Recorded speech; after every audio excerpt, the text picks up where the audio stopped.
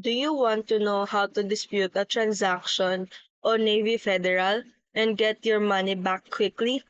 Here's the step-by-step process on how to do it.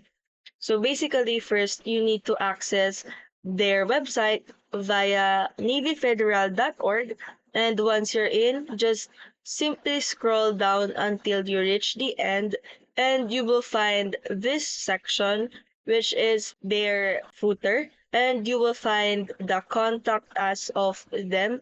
Just simply click on that, and you will redirect to this page, which is their 24/7 hotline or their 24/7 customer service. So basically, they have a few options, which is the chat. They can answer your questions in real time via 24/7, and they have also a live chat button located at the top left corner of the screen. And after that, they also have their phone support, which is this is their hotline. You can call them for you to able to talk to a customer service, and they are available 24/7 as well. And you can also go to their office and find a near branch near to you so they can help you to dispute a specific transaction of yours and get your refund quickly.